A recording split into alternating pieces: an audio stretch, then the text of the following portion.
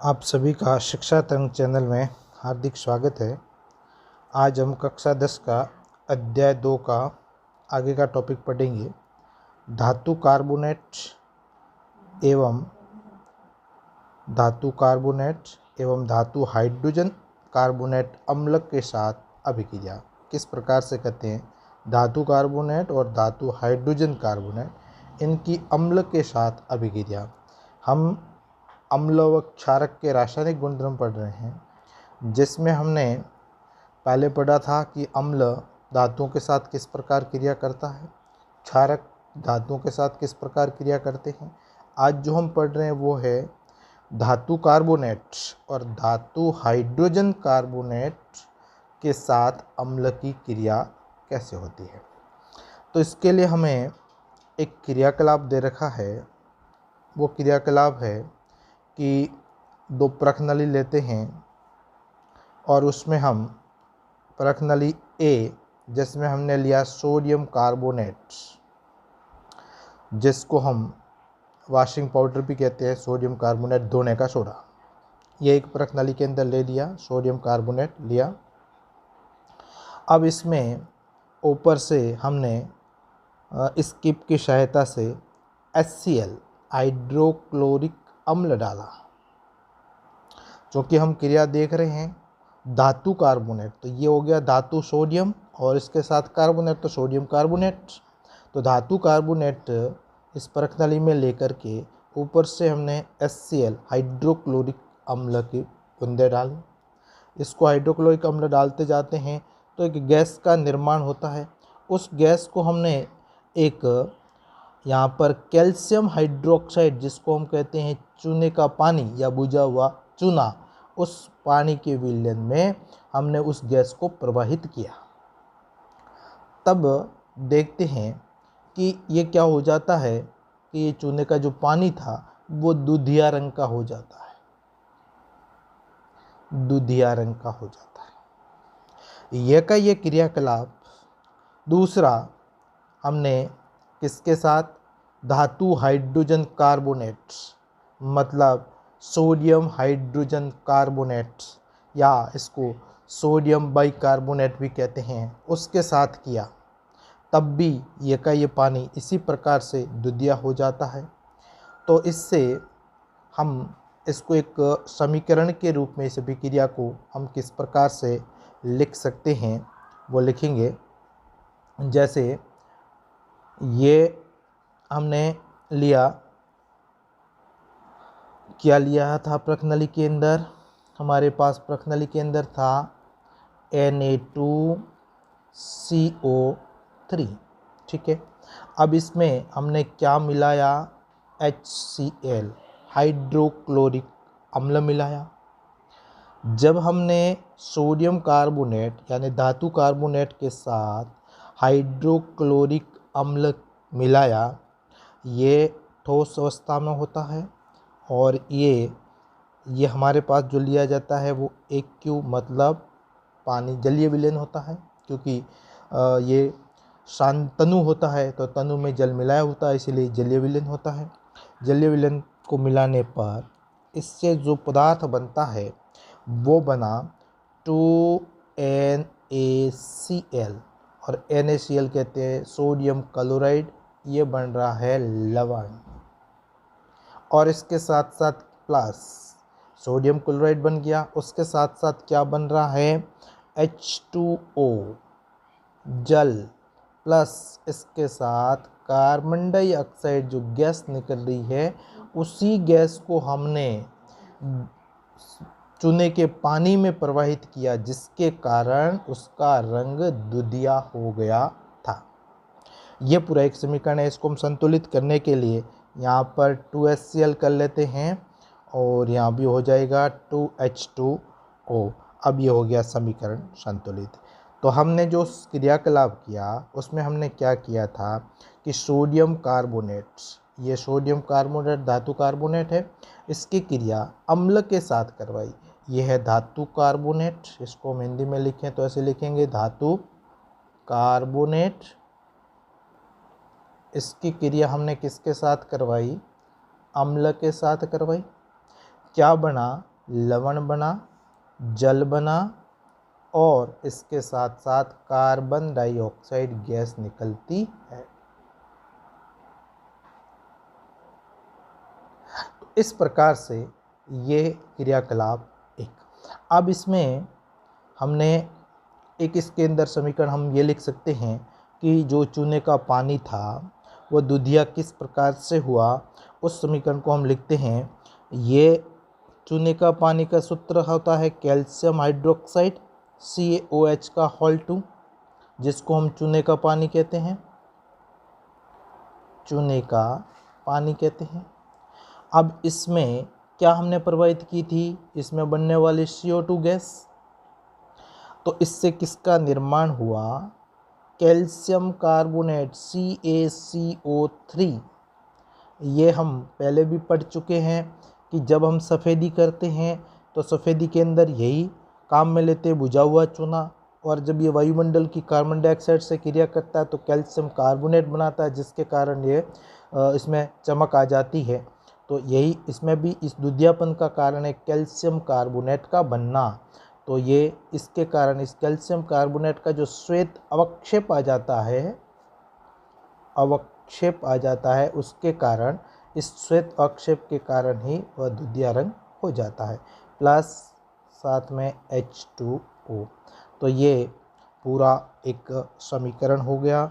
इसको हम पूर्ण समीकरण को इस प्रकार से लिख सकते हैं कि यह सोडियम कार्बोनेट है NH2CO3, इसकी क्रिया जब हमने HCl से करवाई, हाइड्रोक्लोरिक अम्ल से, तो क्या बना, लवण 2NaCl प्लस जल 2H2O plus carbon dioxide gas निकली।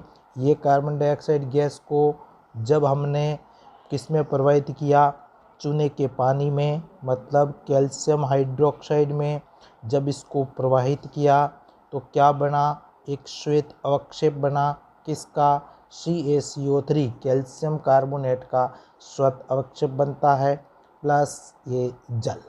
तो ये एक पूरा क्रिया होती है। जब हम अम्ल की रासायनिक क्रिया किसके साथ करवाते हैं, सोडियम कार्बोनेट के साथ करवाते हैं, तब यही CaCO3 का जो अवक्षेप होता है ये चूना पत्थर के रूप में, खड़िया के रूप में, संगमरमर के रूप में पाया जाता है। तो हम इसको एक सिंपल तरीके से अगर हिंदी में लिखना चाहे तो ये लिख सकते हैं कि धातु कार्बोनेट या धातु हाइड्रोजन कार्बोनेट, धातु हाइड्रोजन कार्बोनेट, ये दोनों, इसकी जब अम्ल के साथ क्रिया करवाई जाती है, यानी इसको हम कहेंगे अम्ल, HCl क्या है, अम्ल है, तो अम्ल के साथ क्रिया करवाई जाती है तो क्या बनता है, लवण बनता है, और क्या बनता है, जल बनता है, और क्या बनता है, कार्बन डाइऑक्साइड। तो कार्बन डाइऑक्साइड, तो ये हम पूरा इसमें लिख सकते हैं। तो ये कि ये क्रिया जब हम सोडियम बाइकार्बोनेट या सोडियम हाइड्रोजन कार्बोनेट या धातु हाइड्रोजन कार्बोनेट के साथ भी करवाते हैं तो भी उत्पाद ये के ये प्राप्त होते हैं, इसलिए हमने ये लिखा। ये था हमारा। आगे एक और नेक्स्ट रासायनिक गुण है कि अम्ल और क्षारक परस्पर अभिक्रिया कैसे करते हैं और किस प्रकार से अम्ल और क्षार अभिक्रिया करके अपने गुण परस्पर किस प्रकार से खो देते हैं। तो उसके लिए हमने अम्ल और क्षारक की परस्पर अभिक्रिया, तो इसके लिए एक हमारे क्रियाकलाप दे रखा है। क्रियाकलाप में क्या दे रखा है कि इसमें हम क्या क्या लेते हैं, 2 ml NaOH का घोल लेते हैं। NaOH घोल सोडियम हाइड्रोक्साइड, ये क्षार है, इसका हमने घोल लिया। और एक ले रहे हैं सूचक आता है, इंडिकेटर, जिसको कहते हैं फिनोप्थेलिन। ये हमने लिया सूचक। अब क्या करते हैं, ये एक वॉच डिश ली, उसके अंदर ये NaOH का जलीय विलयन लिया, फिर इसमें 2 बूंद फिनेफ्थलीन इसकी डाली, तो इसका जो रंग है, इसका रंग कैसा हो जाता है, पिंक हो जाता है। अब इसका रंग कैसा हो गया, पिंक हो गया। अब क्या करते हैं, ये वॉच डिश लेती हमने, इसमें NaOH का घोल लिया हुआ है, इसमें हमने ऊपर से बूंद डाली फिनोप्थेलिन इंडिकेटर की, सूचक की, फिनोप्थेलिन। अब हम देखते हैं कि जब इनकी बूंदें डाली जाती है तो इसका जो रंग है किसका, NaOH सोडियम हाइड्रोक्साइड का, इस क्षारक का जो रंग है वो धीरे धीरे किस प्रकार का हो जाता है, इसका रंग गुलाबी कलर का, पिंक कलर का हो जाता है। अब हमने क्या किया कि HCl लिया, हाइड्रोक्लोरिक अम्ल, ये HCl लिया। अब HCl की बूंदें इसमें डाली, हम धीरे धीरे इसमें बूंद डालते जाते तो हमने देखा कि एक समय ऐसा आता है जब ये पिंक रंग होता है वो गायब हो जाता है, पिंक कलर गायब हो गया। इसका मतलब क्या हुआ कि जब जो क्षार ने क्रिया की थी, जो क्षार का गुण था जिसके कारण फिनोप्थेलिन ने रंग पिंक दिया था, उसको अम्ल ने समाप्त कर लिया। तो इससे हम क्या सिद्ध कर सकते हैं कि जो अम्ल होते हैं, अम्ल वो क्षार के साथ मिलकर के अपने गुण खो देते हैं और लवण और जल का निर्माण करते हैं। इसी अभिक्रिया को उदासीनीकरण अभिक्रिया कहते हैं। न्यूट्रलाइजेशन रिएक्शन है, उसको न्यूट्रल कर दिया, उदासीनीकरण अभिक्रिया। तो यहाँ पे हमें उदासीनीकरण अभिक्रिया के बारे में पूछे, उदासीनीकरण अभिक्रिया क्या है, तो हम लिख सकते हैं कि अम्ल एवं क्षारक की अभिक्रिया करवाने पर लवण और जल प्राप्त होते हैं, इसे हम उदासीनीकरण अभिक्रिया कहते हैं। इसको हम समीकरण के रूप में इस प्रकार से लिख सकते हैं, ये अम्ल है, ये अम्ल है HCl अम्ल, हाइड्रोक्लोरिक अम्ल, ये HCl हाइड्रोक्लोरिक अम्ल है, इसका AQ मतलब जलीय विलयन है। इसकी क्रिया हम NaOH यानी कि ये क्षारक है और क्षारक का भी जलीय विलयन है AQ, इसके साथ करवाते हैं, क्या प्राप्त होता है हमें, लवण NaCl, ये क्या है, लवण है, और लवण का भी क्या हमें प्राप्त होगा, AQ जलीय विलयन, और लवण के साथ क्या बनता है, H2O। तो हम कह सकते हैं कि अम्ल क्षारक के साथ क्रिया करके लवण और जल बनाते हैं, यानी यह भी कह सकते हैं कि अम्ल क्षारक के गुणों को समाप्त कर देता है, या क्षारक होते हैं वो अम्ल के गुण को समाप्त कर देता है। इस अभिक्रिया को हम उदासीनीकरण अभिक्रिया कहते हैं। तो इस प्रकार आज के हम इसमें कुछ प्रश्न बनाते हैं। प्रश्न में जैसे पहला प्रश्न नंबर 1, क्या होता है जब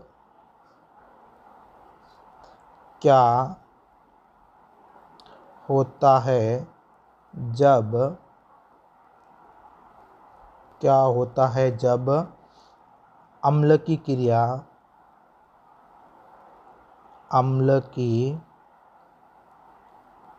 क्रिया धातु कार्बोनेट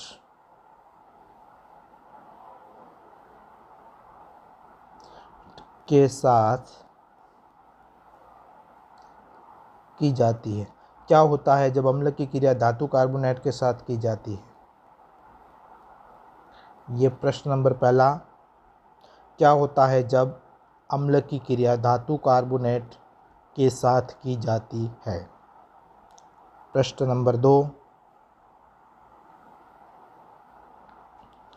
उदासीनीकरण अभिक्रिया किसे कहते हैं? उदासीनीकरण अभिक्रिया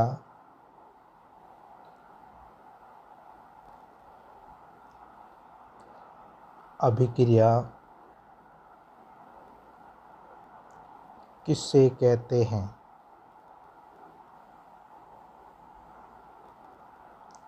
समीकरण लिखिए। ये 2 प्रश्न आज के बनते हैं, दोनों प्रश्न को करने हैं। धन्यवाद।